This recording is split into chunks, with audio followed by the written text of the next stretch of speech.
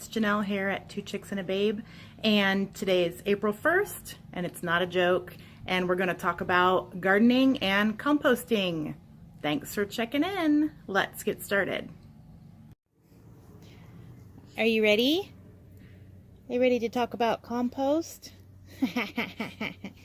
Yay! Yay, compost! I wanted to talk to you guys about compost and why aren't you composting? Because you should be. It's super easy and it gives you perfect soil for all of your growing needs, your garden, in your pots.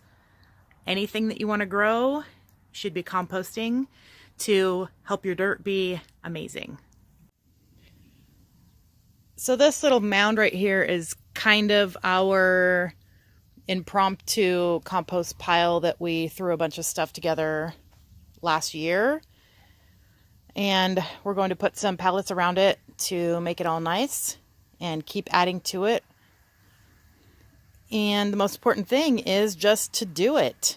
Any table scraps, any leaves, any garden trimmings, anything like that, you should be composting. Here's a little view of our compost bowl that we just keep in the kitchen, and it doesn't smell or anything. And we collect everything during the week, and then at the end of the week I will go, or when it gets filled up, I'll go dump it outside in our compost pile. Here's a perfect example of adding things to your compost. I just cut up 2 big containers of strawberries, and I'm going to throw them right in our compost bucket that we have in the kitchen. Right past the cute baby. Hi, baby. And right in our compost bucket that we've collected for the week.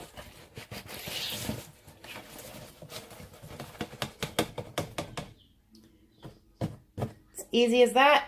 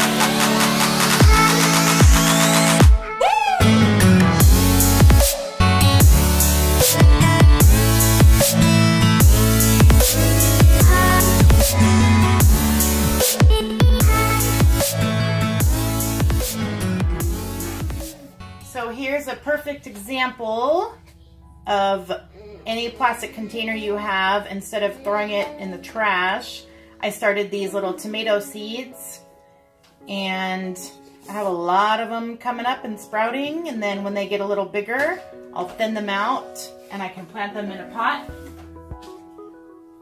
Also, something you can grow in your kitchen window is little alfalfa sprouts. The ones that you put on a sandwich or put them in a salad. And these are ready to eat. And I did the same thing, just use a plastic container instead of throwing it away, reuse it and plant some seeds in it. I also get a lot of questions and comments about people not having space to grow their own food. Say, oh, you live in an apartment, or I don't own where I live, I'm only renting. Well, I've rented before and I've lived in an apartment, and there's a lot of things that you can just grow in your kitchen. You don't need a big, huge backyard or land, and you can grow them in containers, and you can start them inside. I just did 2 big batches of strawberries, and I'm going to take the containers and I'm going to use them to start some seeds, and then you can transplant those into pots and even put them on a small patio. So here's the 2 containers from the strawberries, and I just cut off the top and then just use this part right here to fill it up with dirt and put your seeds in the top, and you can start your seeds. Oh, and one more thing. When you get down to the bottom of your celery, the middle part that you're not particularly gonna eat and you're gonna throw it away or put it in your compost, just break off all the outside all the way around, all the big ones. And then when you get down to this little middle part, you can just put it in a jar with a little bit of water and it will start growing and you'll get all brand new celery. And then you can just break off the outside ones when you want to eat one and just keep rinsing the water, and you can grow it right inside. It doesn't even need to be in dirt. Okay, so one more thing. If you ever bought one of those butter lettuce from the store, first of all, they come in this big plastic container, all smashed in here, and it's delicious.